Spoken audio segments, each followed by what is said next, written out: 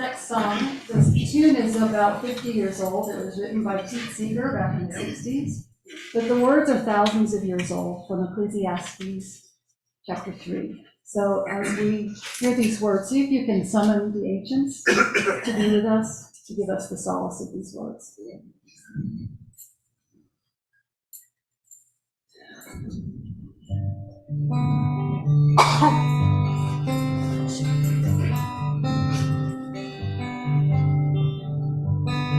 Everything turn, turn, turn. There is a season, turn, turn, turn.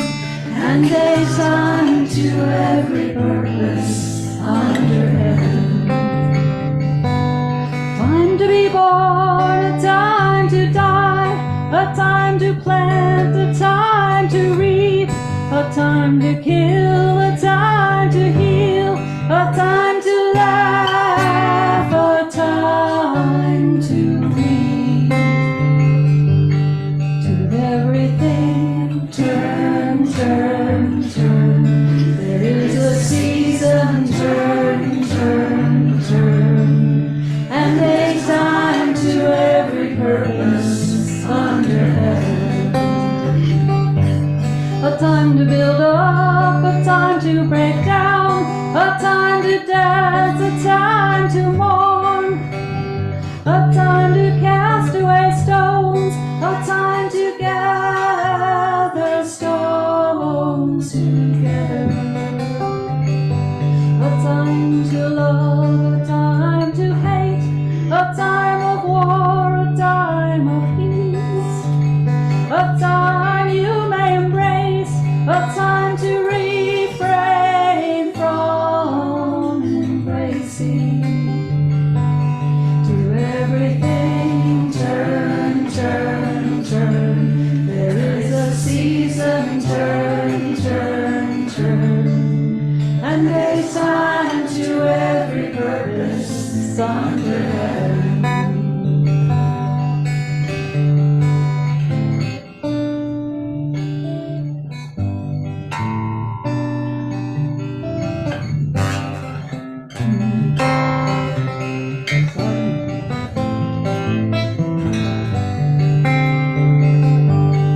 A time to gain, a time to lose, a time to rend, a time to sow, a time for love, a time for hate, a time for peace. I swear it's not too late. To everything turn, turn, turn. There is a season, turn, turn, turn. And a time to every purpose under heaven.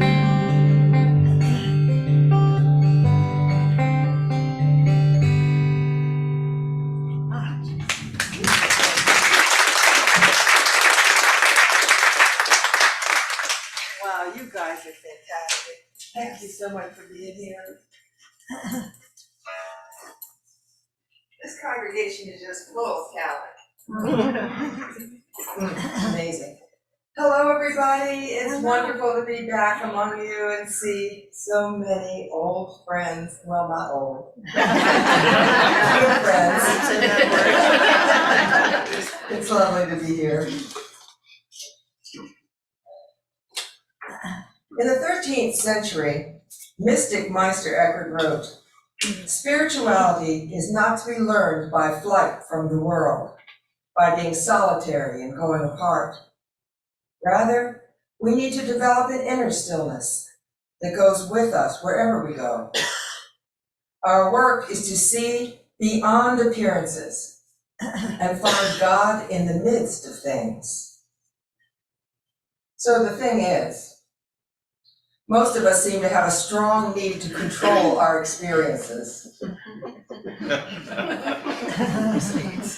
We want other people to act in a way that makes us feel safe, whether we're talking about foreign terrorists, the government, or our partners in life, or our kids.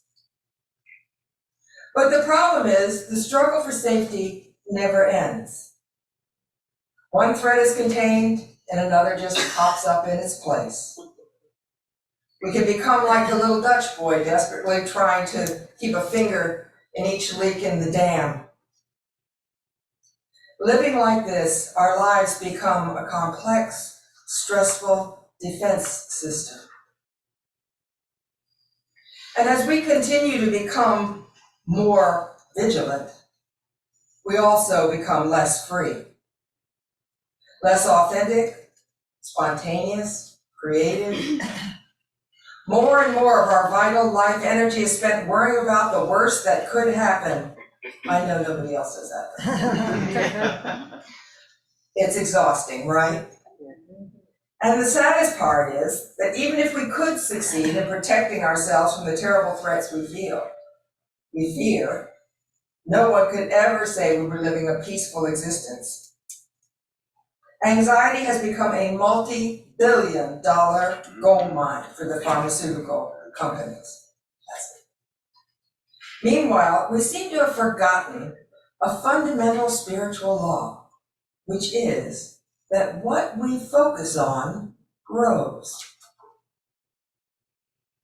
Some New Thought students have dressed up this need to control in more spiritually correct clothing. For example, they interpret the third unity principle, the law of mind action, to mean that by thinking only positive thoughts, by allowing ourselves to feel and express only pleasant, acceptable feelings, and praying in exactly the right way, we will be able to control what happens to us. At some level, these folks even consider that emotional or physical pain, financial or relationship problems, even aging, are a kind of spiritual failure. I hope you haven't run into any of these folks, because they're kind of hard to be around. And underneath such pseudo-spiritual trappings lies the belief that they and the circumstances of their lives are supposed to be better than they are. Yeah, I get it.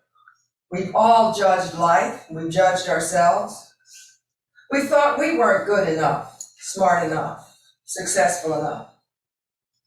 But deep down in the center of the heart, there is a place of acceptance and peace. The voice from this place sounds very different from the anxious, judgmental, should voice of the ego. It's completely opposite from the panicky, I've got to figure this out. It's all up to me. Mental meltdown. It's calm, kind, and quiet, and it speaks only truth. The heart's voice tells us things we instinctively know but seem to forget. It reminds us what matters the most to us.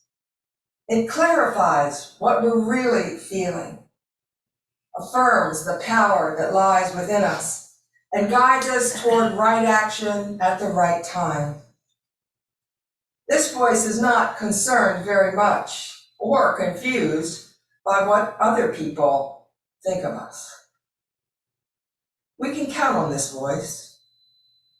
This voice speaks only truth.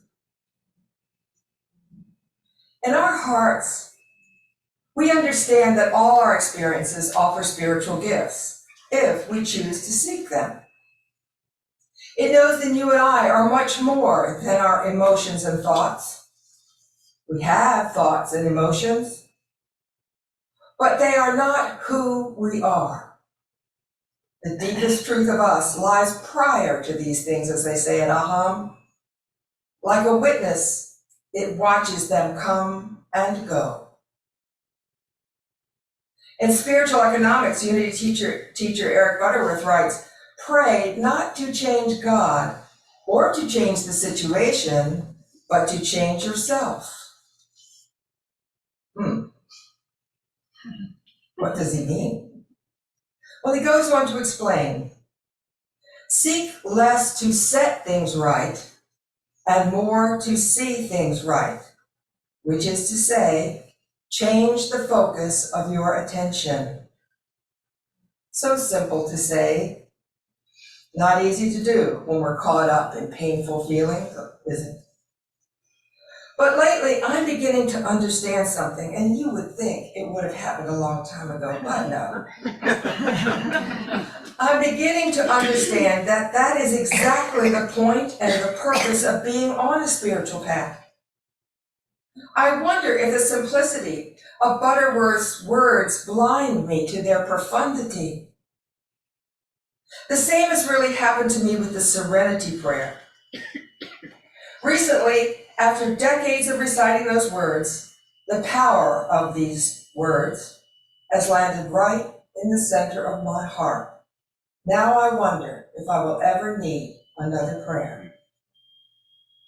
God, grant me the serenity to accept the things I cannot change, the courage to change the things I can, and the wisdom to know the difference. Want to say that with me? Yes. God, grant me the serenity to accept the things I cannot change, the courage to change the things I can, and the wisdom to know the difference. I don't believe it's a mistake that the first request in that prayer is for serenity. Again, from Meister Eckhart. Unless we meet the outer world with our inner world, existence will crush us. This was the 13th century. As New Thought students, we're learning that the quality of our life experiences and the effectiveness of our work in the world depends only on our consciousness. And so it stands to reason that the primary focus of our attention is to move from the effort to control conditions and situations toward the work of becoming still. I don't know about you, but for me, this calls for a major shift in priorities and how I use my time. It calls for a change in my way of thinking. See, if you're of a certain age, you, like me, have been conditioned to believe that there is a right way for things to be, and we can get pretty distressed and angry when they aren't that way, can't we? You might say, yeah, but isn't that only human? Well, first of all, I gotta say, I don't think we're only human.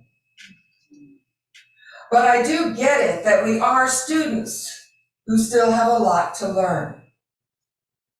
It's a well-rehearsed habit to think our anger and worry are caused by conditions in the world or other people.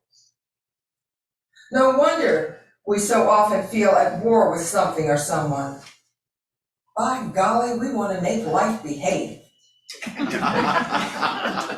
While its job is to continuously bring us situations that lead us to one crossroad after another. Choice after choice after choice. Either we grow in our ability to see things from a higher perspective, or we sink more deeply into the stress and depression. Personally, I'm going to keep repeating this lesson from Byron Katie till it sinks into my soul.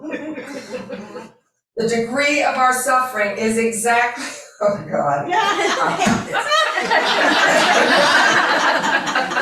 The degree of our suffering is exactly commensurate with the gap between how things are and how we believe they ought to be. Amen. Amen.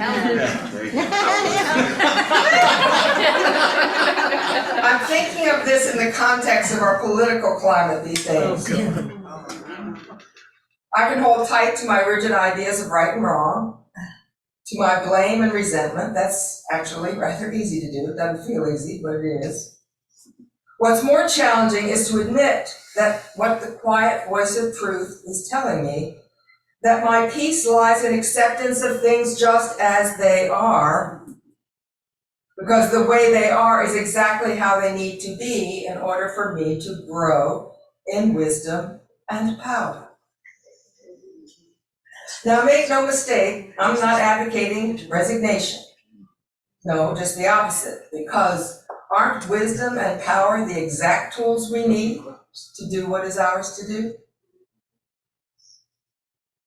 The idea that we're only human is basically a sense of separation.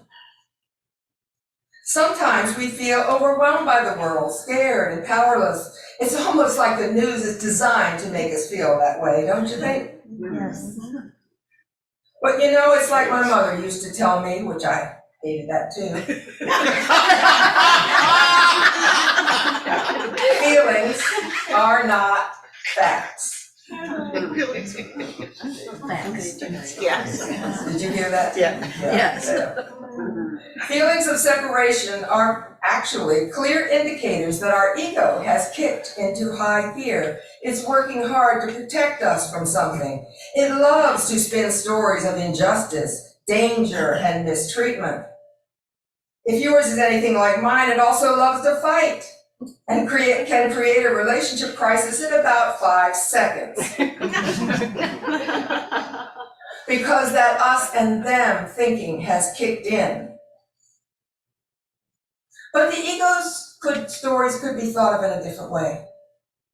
We could think of them as an early warning system, alerting us to something out of balance, usually within us. And what they call for is quiet reflection rather than immediate reaction. Again, easier said than done, isn't it? I'm working on it. War and peace start in the heart. Strangely enough, even though we all say we want peace, our method for obtaining it has been highly ineffective. Yeah. Ironically, we seek peace by going to war. Man. Sometimes we even go to war with ourselves. We blame and criticize ourselves, call ourselves names. Many of us learned in childhood that punishment is what? For our own good. That is the way to help us learn. That old conditioning can rear up its head at any time right out of the blue. But if you don't happen to be the type of person that's prone to self-flagellation, you might very well project that fear and upset outward, usually toward the people you care about the most. Buddhist teacher Pema Chodron says, war begins the moment we harden our hearts, and boy, do we harden them easily.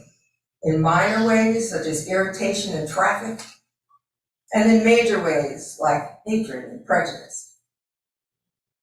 It's like a chain reaction, really, and I know you'll know what I'm talking about. So, you're sound asleep and something wakes you up, and there's a mosquito buzzing around in your room. It doesn't seem to be going away, and so imperceptibly your misery has begun. You begin to amplify the irritation with thoughts like, how did that thing get in here? I know I should have fixed that screen. Damn, mosquitoes love to bite me. I'll probably end up covered in bites by the morning. By the way, that's a quote from my sister.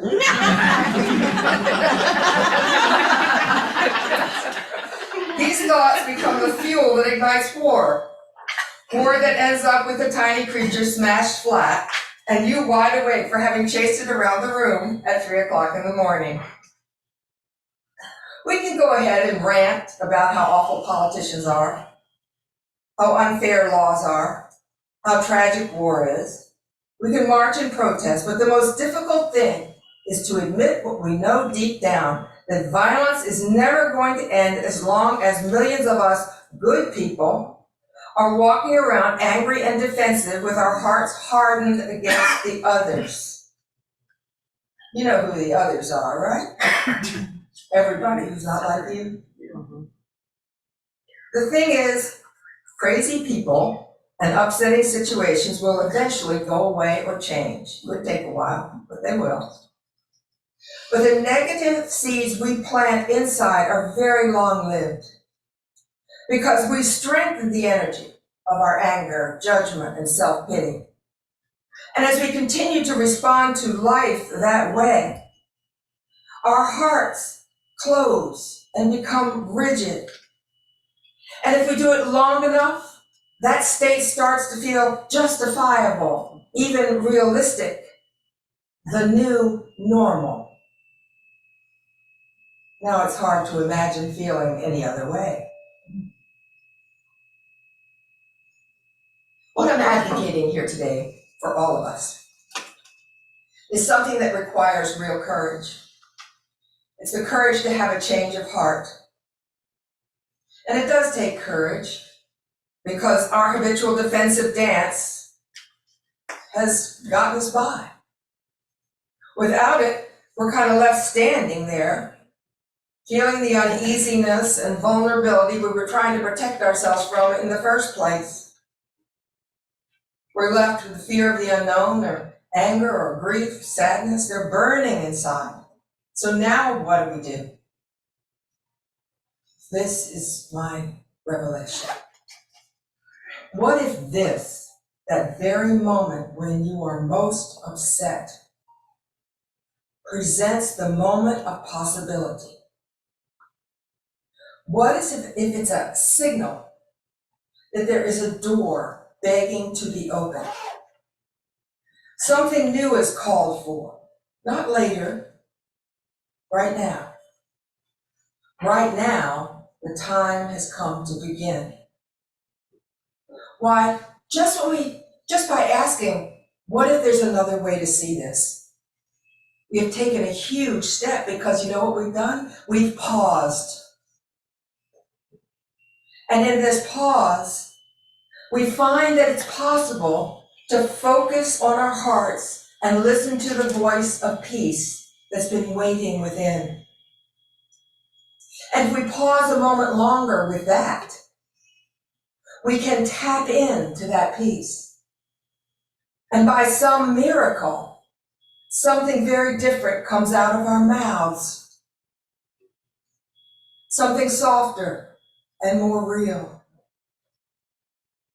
If war begins when we harden our hearts, then peace must begin with softening what is rigid in our hearts. In that moment, we could begin to actually talk about what we love and fear losing.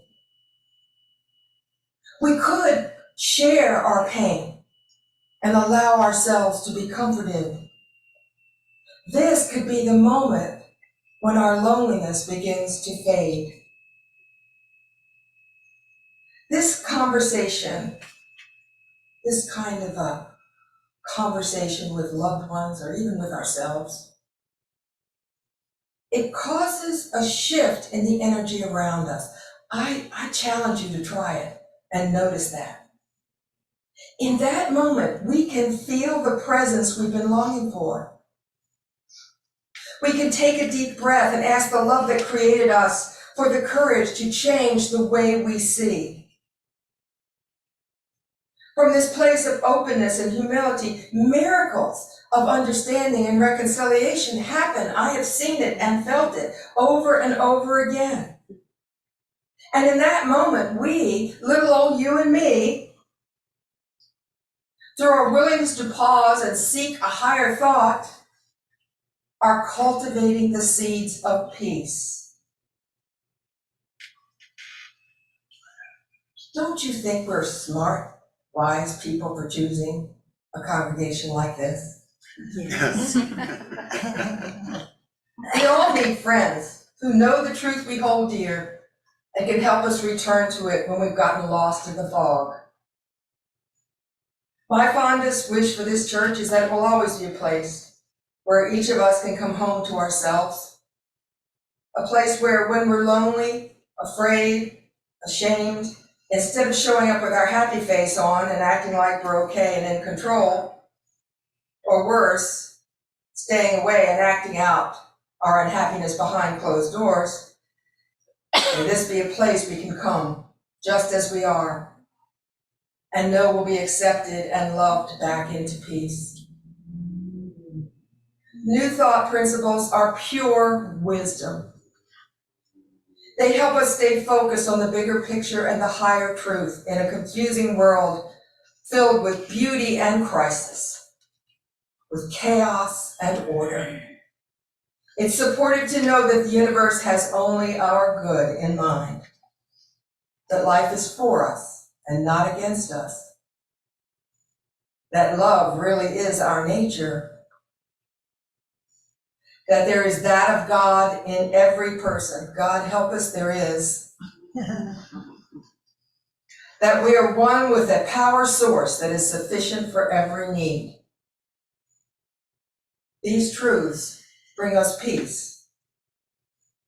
They give us courage, and they help us grow in wisdom.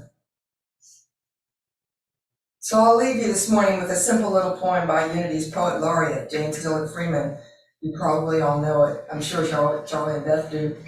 It's called simply Wisdom. The wise and learned sage on the pretentious page writes in 2 words defined, God is divine mind. But an infant's helpless smile, so innocent and mild, says without words or art, God is the human heart. And so it is. God bless you. And now Cathy, Debbie, and Suzy are going to help us prepare for a time of reflection.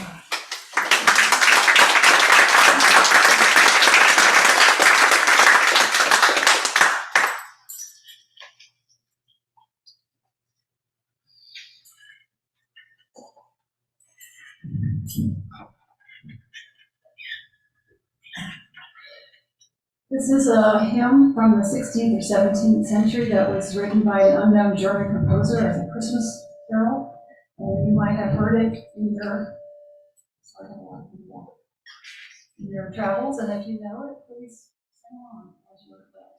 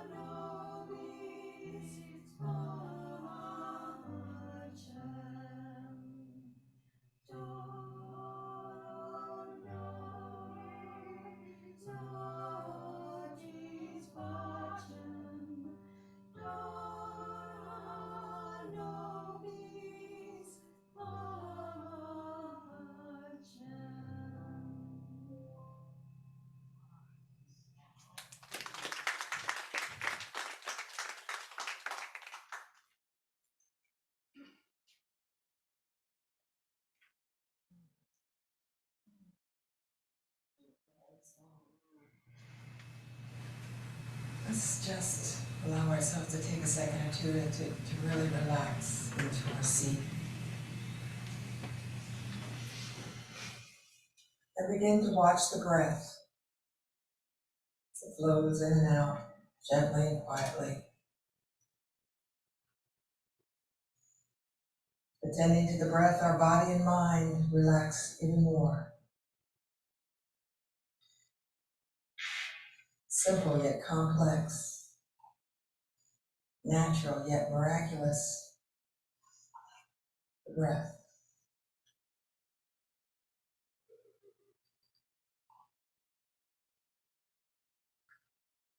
I invite you now to focus your attention on your physical heart. With no help from you, It expands and contracts, bringing new life to every cell in the body. Peace and power flow from this temple of life in the center of our being.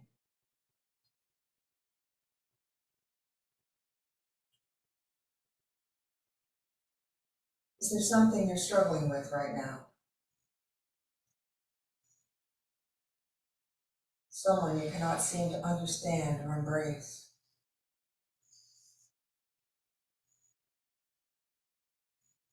I invite you to let that image come to mind.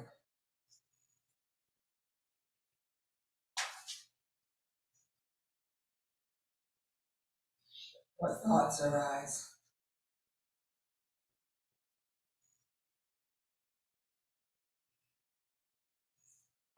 What feelings?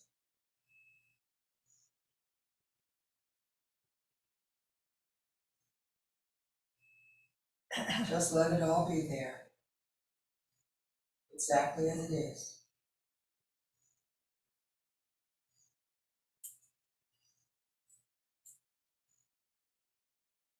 Now, very gently, using your imagination, take that picture and place it in the center of your heart.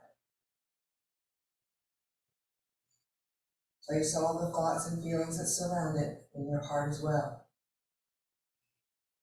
They cannot hurt you. Your heart is far more powerful than they are.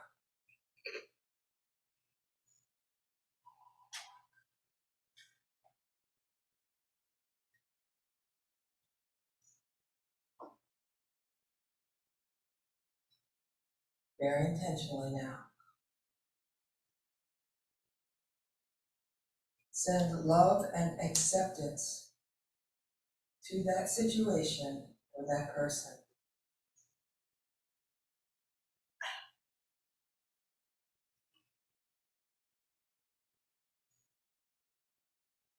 For the next minute or two, just going to sit together in the silence and continue to send love and acceptance to the very situations and people we're struggling with the most.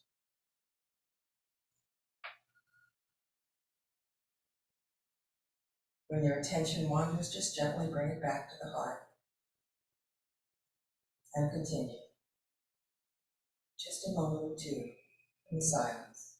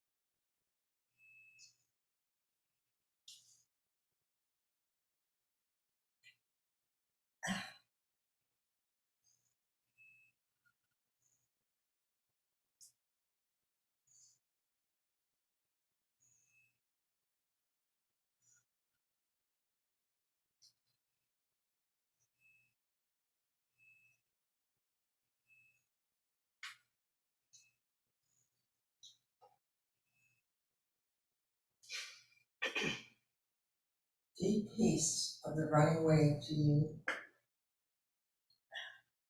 Deep peace of the flowing air to you. Deep peace of the quiet earth to you. Deep peace of this lovely day to you. Deep peace of the gentle night to you. Deep peace to the Christ light within you. Now and always. Amen.